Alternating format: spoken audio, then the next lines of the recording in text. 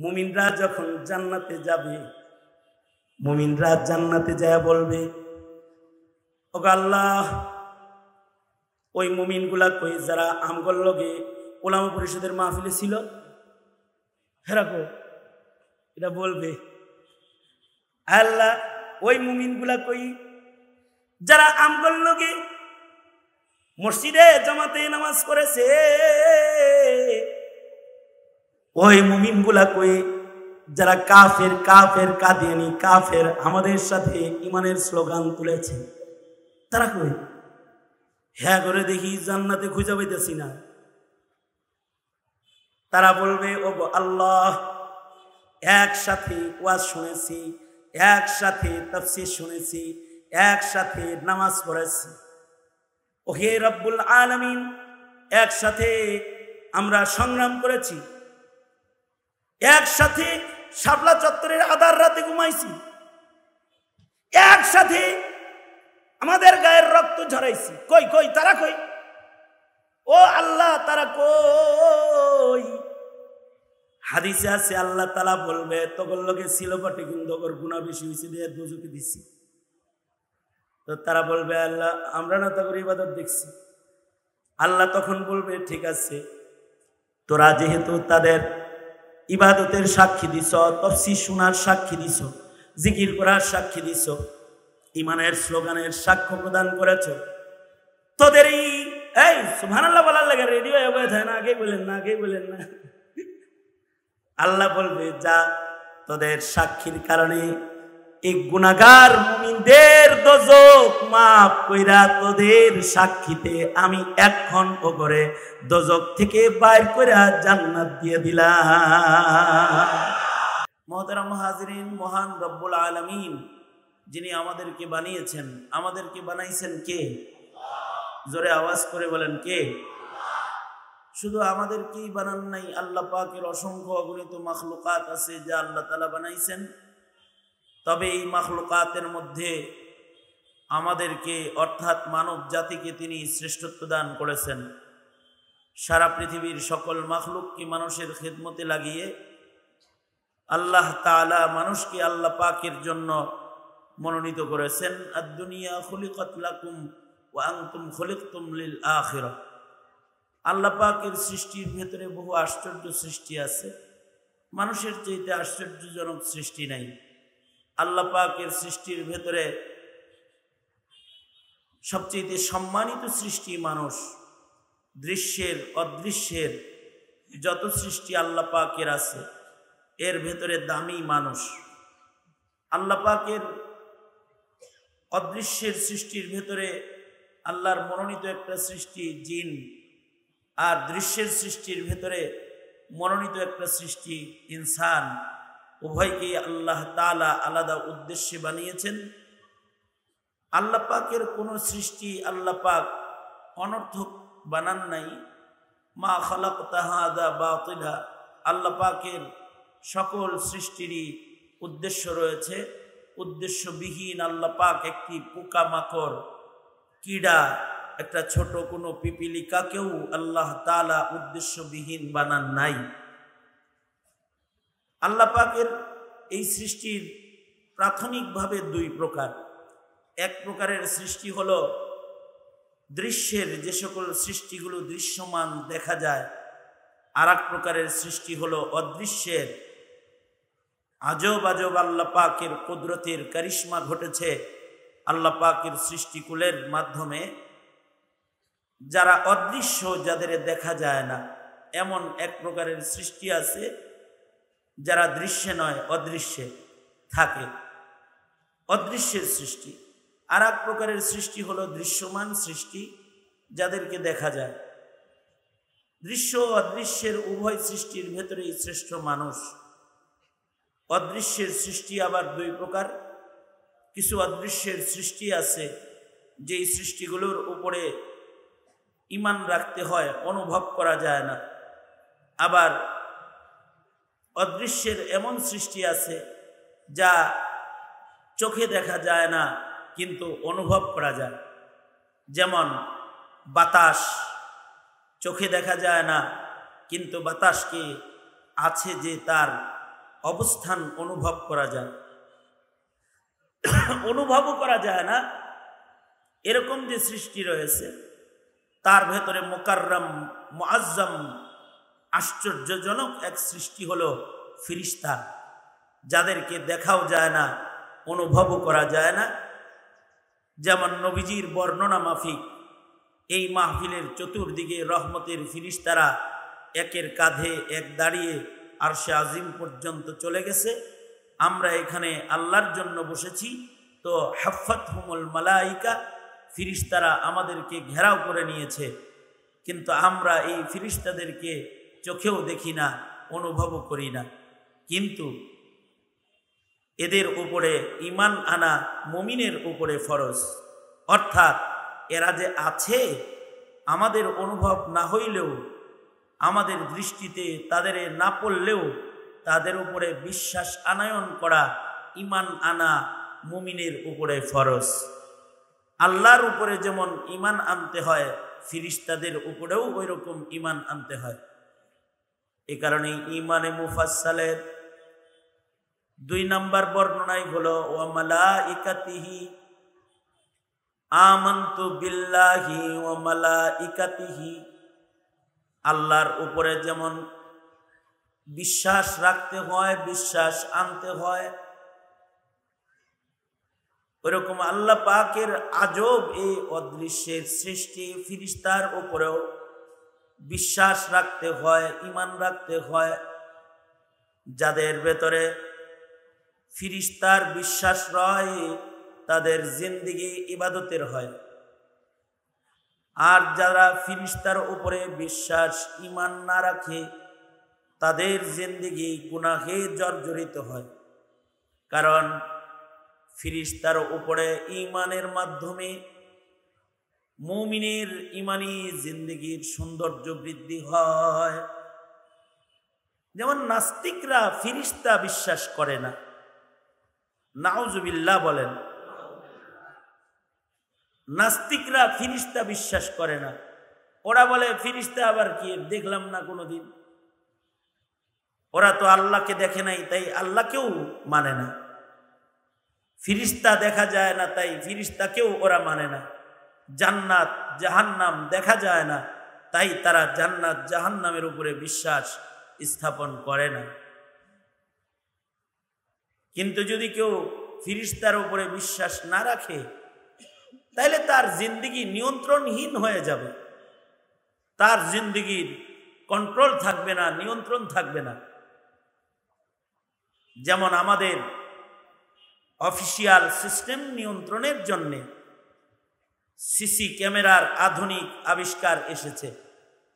অফিসে লিখে রাখে সিসি ক্যামেরা নিয়ন্ত্রিত, সাবধানে নড়াচড়া করো, অফিসে যা করবা সব কিন্তু ভিডিওতে ধরা পড়ে যাইব।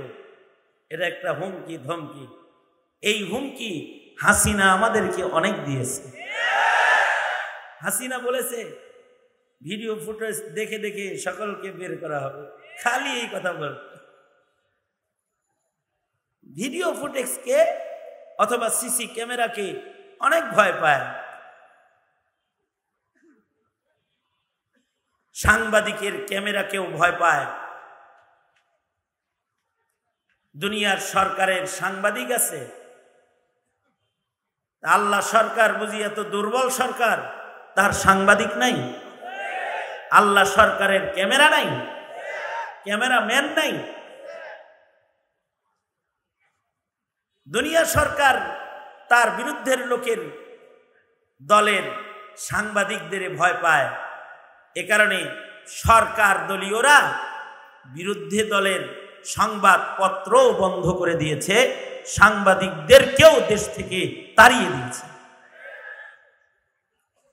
বিএনপি যারা করে এমন সাংবাদিক দেশে নাই, আছে না নাই? হ্যাঁ, অথবা বিরোধী দলের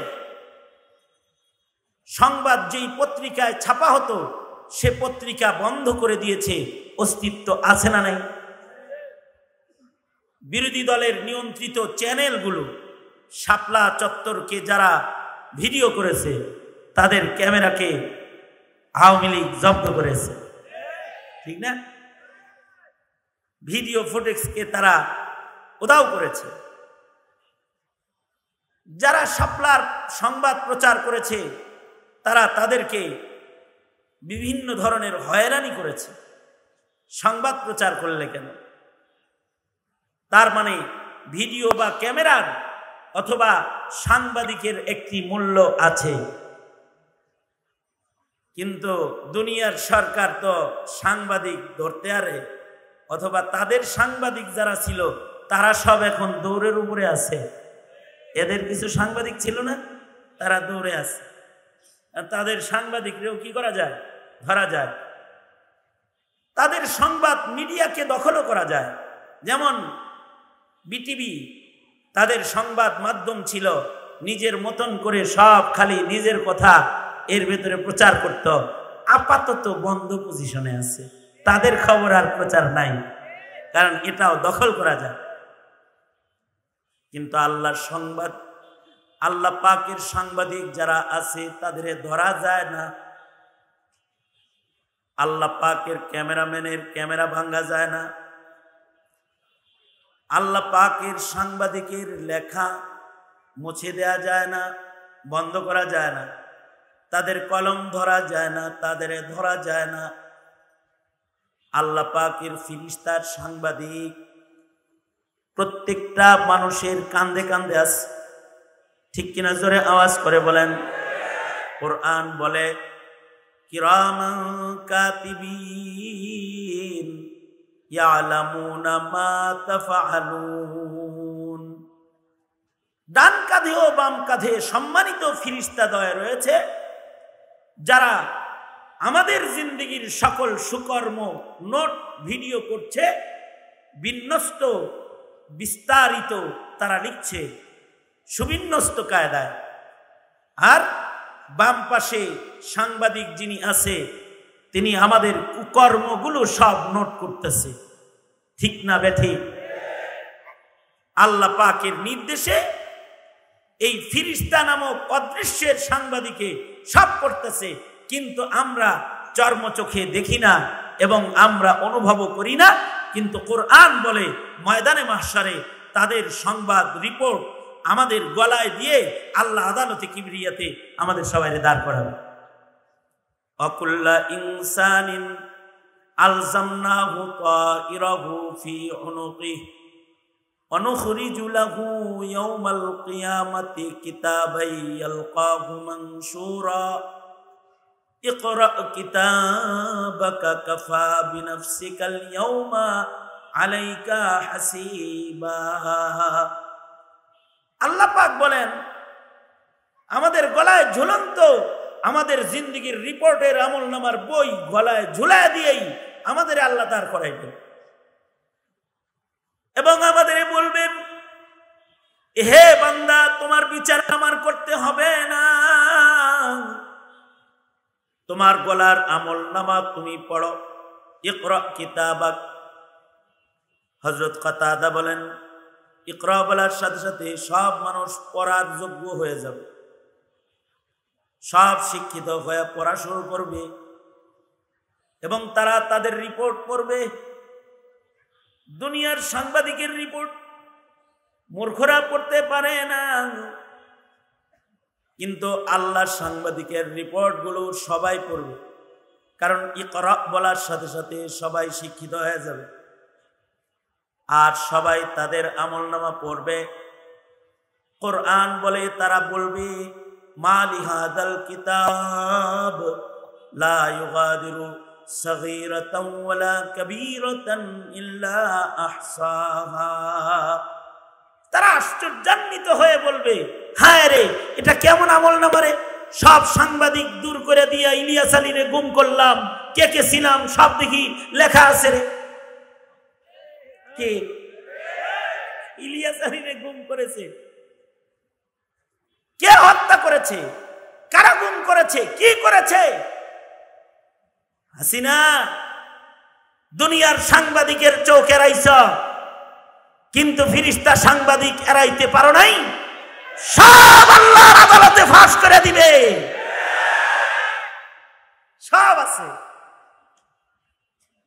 রাতের অন্ধকারে শাপলা চত্বরে আলেম তলবে ইলমের রক্তকে রাজপথের কার্পেট বানিয়েছিলে, আর ভোর হওয়ার আগেই গরম পানিতে ধৌত করে রাজপথকে সাদা বানিয়েছিলে। কে কে গুলি করেছিলে? কার নির্দেশে করেছিলে? কয়জনকে গুলি করেছিলে? কয়জনকে গুম করেছিলে? সব রিপোর্ট আল্লাহর সাংবাদিকরা রেডি করে রেখেছে। সেদিন সেগুলো সব প্রকাশ পেয়ে যাবে। এই যে ফিরিস্তাদের উপরে ঈমান, ফিরিস্তার উপরে ঈমান যদি না হয় তাহলে জিন্দেগি অপরাধ জগতের রাজ্য হয়। আর যদি ফিরিস্তার উপরে কারোর ঈমান রয়, দেখা যায় না ফিরিস্তা, অনুভব করা যায় না ফিরিস্তা, দেখাও যায় না, আছে এটা অনুভবও করা যায় না, কিন্তু বিশ্বাস স্থাপন করতে হয়। তারা আছে, তারা ডানে বামে লিখছে। যতক্ষণ পর্যন্ত এই বিশ্বাস মজবুত না হবে, জিন্দেগির নিয়ন্ত্রণ প্রতিষ্ঠা হবে না। কারণ তাদের উপরে ঈমান মানুষকে নিয়ন্ত্রিত করবে। এই বিশ্বাসগুলো হাসিনারও নাই, হাসিনার হুকুমে যারা আকাম করেছে তাদেরও নাই। কি ঠিক আস্তে করে বলেন, কেন জোরে আওয়াজ করে বলেন। পলকেরও নাই, পলক পলক পলক তার নাই। সে মনে করেছে দুনিয়ার মিডিয়া নিয়ন্ত্রক আমি, পলক ঝলক দেখতে পাবে তুমি। যেদিন হাসরের ময়দানে আল্লাহর সাংবাদিক সব কিছু ফাঁস করে দিবি, রেডি হয়ে থাকো। ওটা তো আখিরাতের বিচার। দুনিয়ারও একটা বিচার আছে, কিন্তু সেই বিচার করতে বিচারের মঞ্চ দখল করতে হয়। দুনিয়ার বিচার করতে আদালত দখল করতে হয়। আওয়ামী লীগ আদালত দখল করে ট্রাইব্যুনাল গঠন করে করে বিচার করেছে। এখন তোমাদের চান্স এসেছে। তোমরা যদি ট্রাইব্যুনাল গঠন করতে পারো, শাপলা চত্বরের রক্তের বিচারের ট্রাইব্যুনাল, বৈষম্য বিরোধী ছাত্র আন্দোলনের নিষ্পাপ ছাত্র জনতাকে পাখির মতো গুলি করে হত্যা করার ট্রাইব্যুনাল তোমরা যদি গঠন করতে পারো, এদেশের দেশ ও স্বাধীনতা রক্ষার সিপাহী এবং সৈনিক বিডিআর যারা রয়েছে তাদের বিচারের ট্রাইব্যুনাল যদি এক সময় তোমরা এগুলোকে গঠন করতে পারো, তাহলে আখিরাতের বিচার না, দুনিয়াতেও হাসিনার বিচার হবে, তার বছরদের বিচার হবে।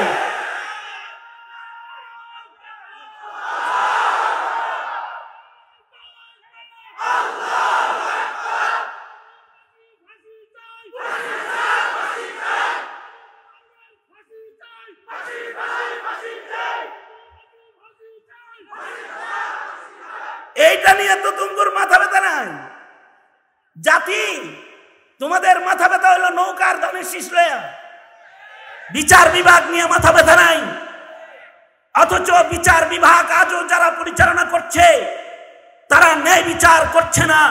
যদি ন্যায় বিচার করত তাহলে ইসকন আমার ভাইকে কুপিয়ে হত্যা করেছে, আলিফ হত্যার বিচার এতদিন হয়ে যেত, নগদের উপরে হয়ে যেত, যদি বিচার বিভাগ আমাদের দখলে থাকতো।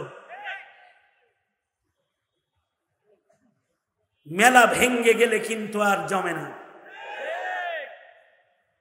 সুতরাং সতর্ক হও। কি করবা? তুমি কি তোমার ভাইয়ের রক্তের বিচার চাও?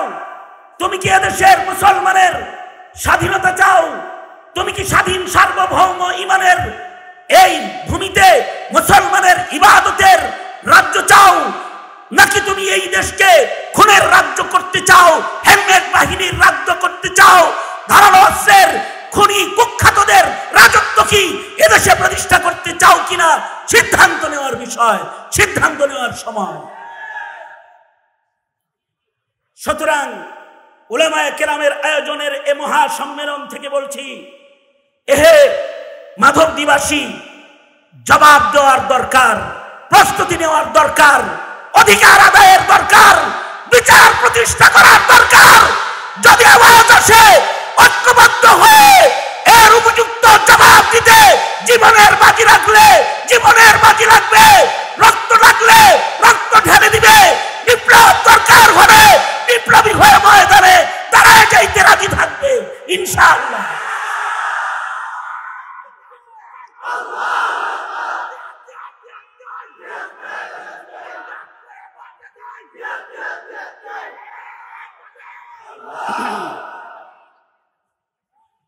মোহতারাম হাজরিন, রাজি তো? রাজি? সবাই রাজি?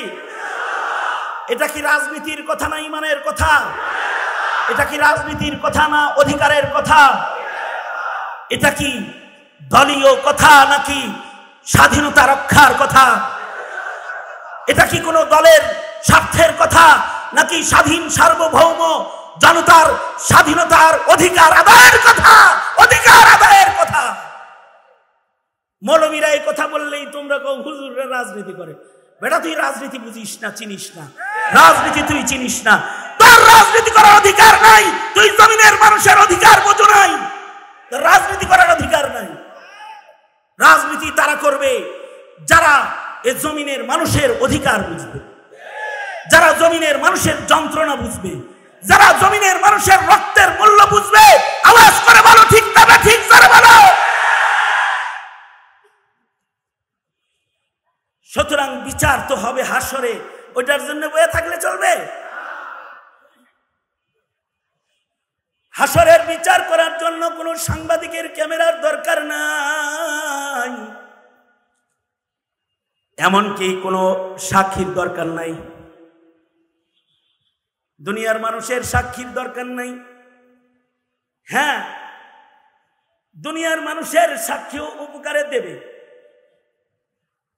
হাদিস শরীফের ভেতরে এসেছে,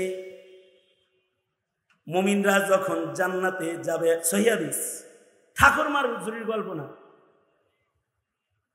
হাদিস শরীফে আসছে, মুমিনরা যখন জান্নাতে যাবে, মুমিনরা জান্নাতে যায় বলবে, ও আল্লাহ, ওই মুমিনগুলা কই যারা আমগল লগে ওলামা পরিষদের মাহফিলে ছিল, হেরাকো, এটা বলবে আল্লাহ, ওই মুমিনগুলা কই যারা আমগল লগে মসজিদে জামাতে নামাজ পড়েছে,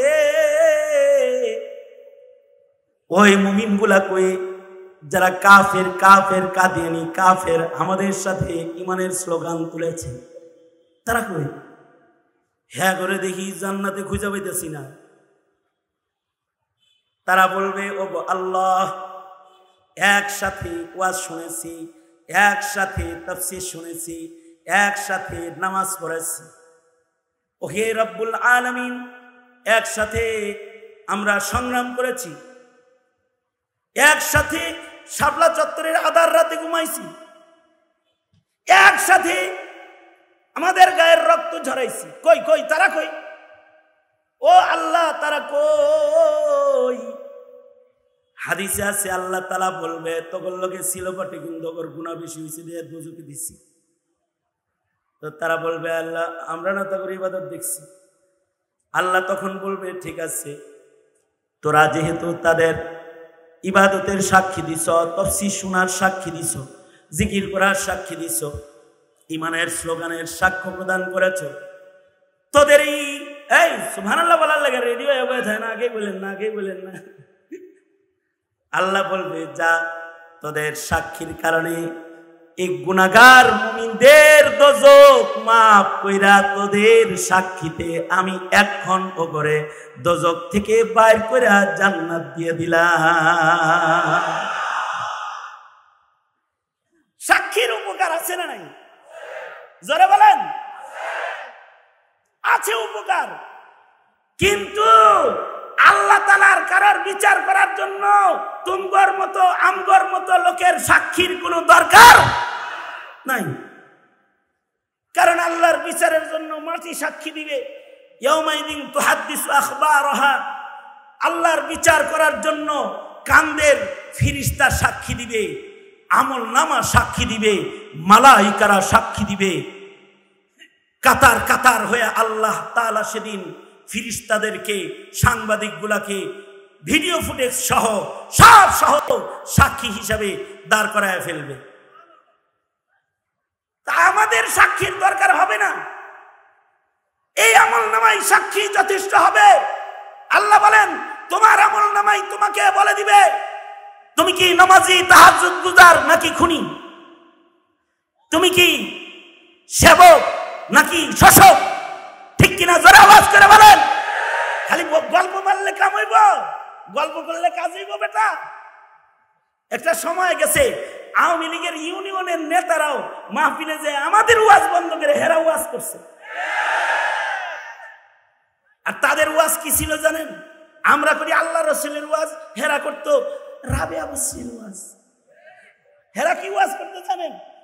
হেরা ওয়াজ করতো আমাদের নেত্রী ডেলি তাহাজ্জুদ পড়ে, আমাদের নেত্রী ইশরাকের নামাজ না পড়ে জয় নামাজ থেকে উঠে না, আমাদের নেত্রী ডেলি কোরআন শরীফ পড়ে, আমাদের নেত্রী মুত্তাকি, পর্দা করে, আমাদের নেত্রী প্রতি উপজেলায় উপজেলায় একটা করে মসজিদ করেছে, এগুলো বলতো। আমাদের নেত্রী কওমি মাদ্রাসার সনদের স্বীকৃতি দিছে, এগুলো হলো আওয়ামী লীগ নেতা দামাত বরকাতুহুমদের ওয়াজ, তাদের ওয়াজ। আমাদের নেতা ইসলামিক ফাউন্ডেশন দিয়েছে, আমাদের নেতা ইজতেমায় জায়গা দিয়েছে, এগুলো বলতো। মুখে মুখে এগুলো বলো, আমল নামা খুললে দেখা যাবে তোমরাই ইজতেমায় রক্ত ঝরায়েছ, আমল নামা খুললে দেখা যাবে তোমরা ইসলামিক ফাউন্ডেশনকেও ইসলাম মিটানোর কাজে ব্যবহার করেছ, ইসলামিক ফাউন্ডেশন থেকে এদেশের আলেমদেরকে নিয়ন্ত্রণ করার চেষ্টা করেছ। আমল নামা খুললে দেখা যাবে কওমি মাদ্রাসার আলেমদেরকে রাজপথে পাখির মতো গুলি করে তাদেরকে তোমরা হত্যা করেছ, তাদের লাশকে তোমরা গুম করেছ। আমল নামা খুললে দেখা যাবে জায়নামাজ বিছায়া ফজর পর্যন্ত বসে থাকলেও মুসলমানের রক্তের উপরে বসে থাকা তুমি নিজের জন্য জরুরি মনে করেছো। আমল নামা খুললে দেখা যাবে, আমল নামা সেদিন আমল নামা খুইলে তুমি দেখতে থাকবে বুবু, আর বলতে থাকবে মা লিহাদাল কিতাব লা ইউগাদিরু সাগীরাতাও ওয়ালা কাবীরাতান ইল্লা আহসাহা। সুতরাং রেডি হয়ে যাও, বিচারের জন্য বুবুজান রেডি হয়ে যাও। মাঝে মাঝেই হুমকি দাও আইতাছি, যে কোনো সময় হট করে চট করে ঢুকে পড়তে পারি। আমরাও বলি বিবি আসুন, এসে পড়ুন, ওয়েলকাম, মোস্ট ওয়েলকাম, চলে আসেন। খালি জাতি বসে রয়েছে, আপনাকে নিমন্ত্রণ দেওয়ার জন্য বসে রয়েছে, তবে ফুলের মালা দিয়ে নয়, আপনাকে হত্যার বিচারের মালা দিয়ে বরণ করা হবে। এসে আসুন, চলে আসুন।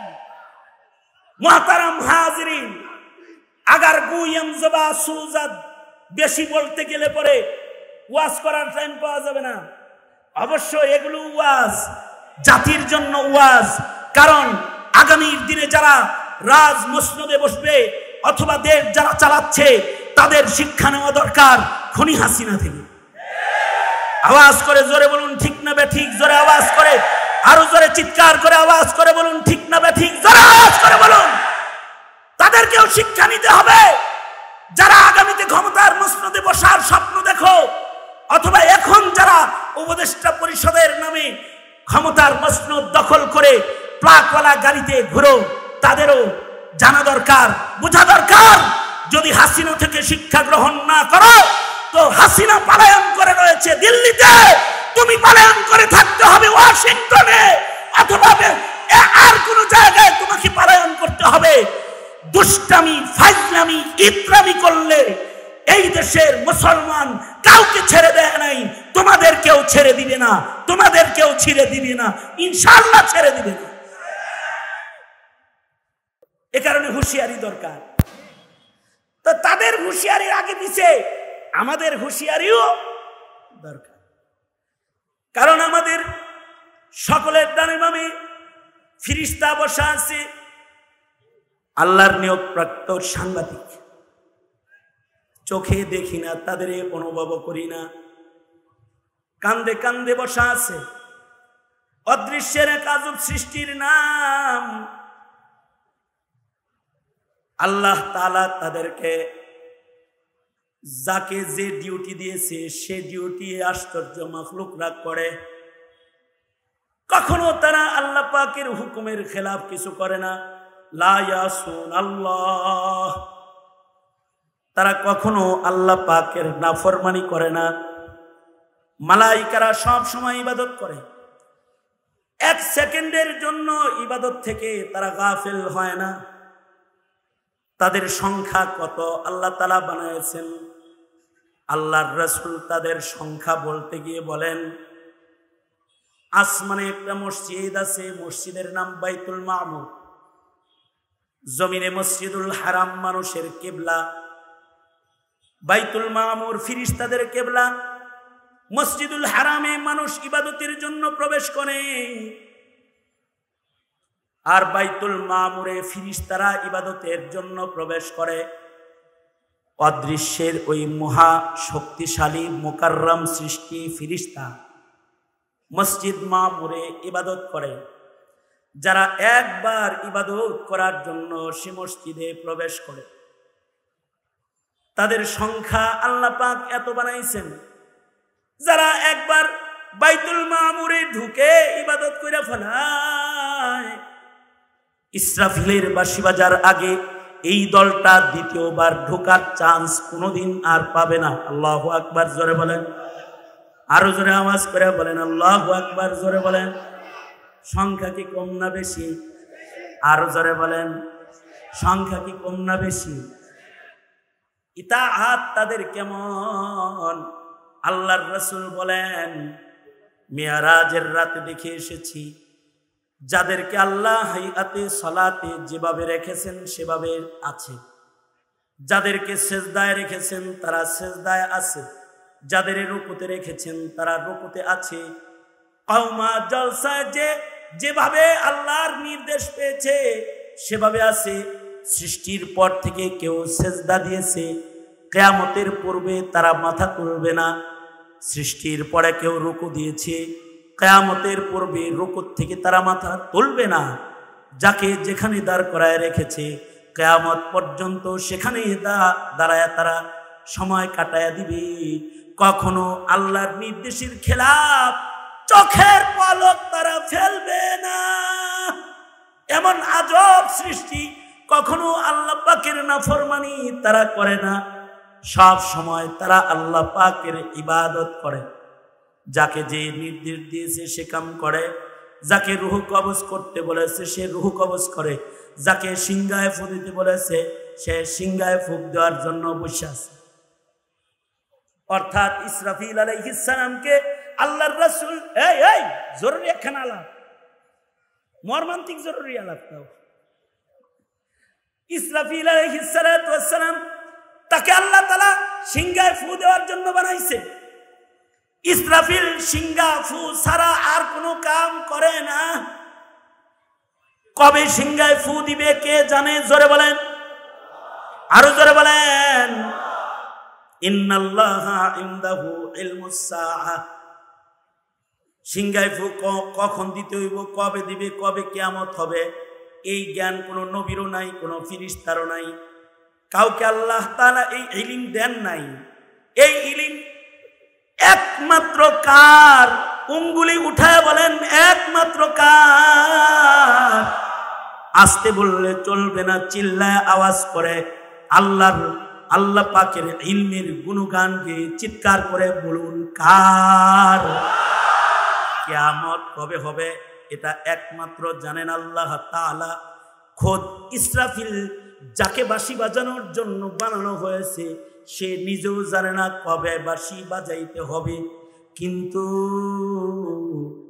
ফেরেশতারা এত আল্লাহ পাকের ইতাআতকারী মাখলুক, যে তারা নিজের কাম বাদ দিয়া অন্যের কাম তারা করে না। অর্থাৎ আজরাইলের কাম ইসরাফিলে করে না, ইসরাফিলের কাম আজরাইলে করে না, জিবরাইলের কাম মিকাইল করে না, মিকাইলের কাম জিবরাইল করে না। বুঝছো নি? তাই কো আগে লেখালেখি করা যার কাম, সে লেখালেখি করে, অন্য কিছু করে না। কিন্তু আশ্চর্য বনি আদম মানুষ, সারা জীবন ডাক্তারি পড়ছে, এখন ফতুয়া দেয়।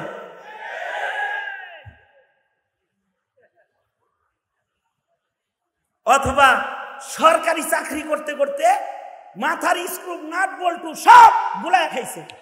সরকারি চাকরি করে সারা জনম সরকারি চাকরি করে নাট বল্টু যখন ছিঁড়ে মিরে গেছে, তখন সরকার বলেছে তুমি অচল গ্রুপ অফ ইন্ডাস্ট্রিজ লিমিটেডের মেম্বার, তুমি বাইরে চলে যাও, তুমি কোনো কামের না। আর ওই মগায় কি করে জানেন? সারা জনম ডিসিগিরি ওসিগিরি দুনিয়ার কাম করছে, এবার ঘরে এসে বাংলা বুখারি কিনা লইছে, আর বাংলা মুসলিম শরীফ আর কিছু ফতোয়ার কিতাব বাংলা যেগুলো হইছে এগুলো কিনে নিয়ে রিচার্জ করে, গবেষণা করে এখন আলেম হবে। কিছু শিখা আইয়াই মসজিদে ঢুইকাই ইমামের কাম হে করা শুরু করে। কি ঠিক না? এই অতিরঞ্জিততা বনি আদমের ভেতরে আছে না নাই? চিল্লায় জোরে আওয়াজ করে বলো আছে। ফতোয়া দিবে এদেশের আলেমরা, আলেমরা কিল্লেগে ফতোয়া দিল, ইঞ্জিনিয়ার যে মানহানি মামলা করেছে, বেয়াদব কোথাকার, তুই কি আলেমের বিরুদ্ধে মামলা করার অধিকার রাখিস নাকি? তোর বিরুদ্ধে 1000 কোটি টাকার মানহানি মামলা করা উচিত। 500 কোটি টাকার মামলা করো, তোমার যে কাম তুমি সে কাম করো গিয়ে। আল্লাহ তাআলা একজনের কাম আর একজনের করা পছন্দ। জোরে আওয়াজ করে বলেন, আরো জোরে আওয়াজ করে বলেন। একজনের কাম আর একজন করতে গেলে ইবাদত হয় না মুসিবত হয়? জোরে আওয়াজ করে বলেন, ইবাদত হয় না মুসিবত হয়? মুসিবত হয়ে যায়। যেরকম জিনদেরকে যে কামে বানাইছে, জিন যদি সেটা না হয় আর একটা হয় তাহলে মুসিবত হয়। যেমন জিনদের অদৃশ্যে থাকতে আল্লাহ বানাইছে, আল্লাহ তাআলা তাদেরকে বলেছে সাবধান, যেন তেন সুরত তোরা ধরিস না। কিন্তু এখন জিন হইয়া অদৃশ্যে না থেকে যদি সাপের সুরত ধরে তাহলে তো পিটনি খাইব। জোরে আওয়াজ করে বলেন ঠিক না বে ঠিক? জোরে বলেন। আমাদের নবী জিনদেরও নবী। অদৃশ্যের আর একটা আশ্চর্য সৃষ্টি হলো জিন, যাদের দেখা যায় না, ওরা ওয়াজ শুনতেছে, জিনেরাও কিন্তু ওয়াজ শুনতেছে, কিন্তু ওদের দেখা যায় না, ওদের অনুভব করা যায় না। তবে আল্লাহ ওদেরকে ক্ষমতা দান করেছে। এটা শাক্কালু বিআশকালিন মুখতালিফাতিন, ইচ্ছা করলে তারা আকৃতি ধইরা আমাদের সামনে আসতে পারে। যদি তারা মানব আকৃতিতে আসে, যেমন সাহাবী জিনেরা নবীর সামনে এসে কালেমা পড়ে মুসলমান হয়েছে। নবীজি মক্কাতুল মুকাররমাতে ফজরের নামাজে কোরআন পড়তেছেন, এই পথ দিয়ে কিছু নেককার জিন যায় যারা তাওরাত মানে, জবুর মানে, ইনজিল মানে। এরা আল্লাহর রাসূলের কোরআন তেলাওয়াত মক্কায় শুনে ফেলেছে। মানুষের আকৃতিতে আয়া কয় আল্লাহর নবী আমরা মানুষ না, আমরা জিন। এই দিক দিয়া আমরা যাইতেছিলাম, আমরা কোরআন শুনেছি, আমরা মুসলমান হতে চাই, আমাদের মুসলমান বানায়া দেন। আল্লাহর রাসূল বলে মুসলমান হইলে তাবলীগ করা লাগবে। কি করা লাগবে? হ্যাঁ, কি করা লাগবে? জোরে বলেন। কারণ কুনতুম খায়রা উম্মাতিন উখরিজাত লিন-নাস তা'মুরুনা বিল মা'রুফি ওয়া তানহাউনা আনিল মুনকার। যদি আমার উম্মত হও তাহলে আওয়ামী লীগ করবা না তাবলীগ করবা? আওয়ামী লীগ না তাবলীগ? তাবলীগ করবা, তাবলীগ। এই জিনেরা তাবলীগ করবি নি? জি আল্লাহর নবী তাবলীগ করব। তাহলে নে কোরআন লয়ে যা, তাবলীগ শুরু করে দি। এই জিনগুলা নিজের রাজ্যে যে অন্যান্য জিনকে বলে ইন্না সামি'না কুরআনান আজাবা, এই জিনেরা তাওরাত মানা যাইব না, ইনজিল মানা যাইব না, আশ্চর্য কোরআন আমরা শুনেছি, সে কোরআন আমরা নিয়ে এসেছি। তোমরা যদি আল্লাহর জান্নাতে যেতে চাও তাহলে তোমরা কোরআন মানা শুরু করে দাও। আল্লাহ তাআলা তাদের কোরআন মানা, কোরআন শোনা, কোরআনের তাবলীগ করাকে পছন্দ করে কোরআনে কারীমের মধ্যে আল্লাহ তাআলা 114 সূরার ভেতরে একটি সূরা জিনদের নামে সূরা জিনও আল্লাহ তাআলা কোরআনে দান করলেন। ওদের তাবলীগের গুণগান আল্লাহ তাআলা দুনিয়ার মানুষদেরকে জানাইবার জন্য সূরা জিনে আয়াত হিসেবে আল্লাহ তাআলা দান করলেন। জোরে আওয়াজ করে বলেন আল্লাহু আকবার। জিনেরাও কালেমা পড়া মুসলমান হয়ে গেল। এবার আল্লাহর রাসূল বলে, এই জিন তোরা তো অদৃশ্যের দৃশ্যে কিন্তু আসিস না। আবার নবীজি নিজের উম্মতরে বলে, ওদের যেহেতু নফস আল্লাহ দান করেছে, ফেরেশতার নফস নাই, মানুষ এবং জিনের নফস আছে, ফাআলহামাহা ফুজুরাহা ওয়া তাকওয়াহা, যেহেতু ওদের নফস আছে, ওরা ভিন্ন আকৃতি দুষ্টামি কইরাও খেলনার কারণেও ধরতে পারে। সুতরাং যদি ওরা ভিন্ন আকৃতি ধরে, এই আমার উম্মতেরা তোরা ওদের উপরে জুলুম করিস না, কারণ জিনেরাও আমার উম্মত। এই আমার উম্মতেরা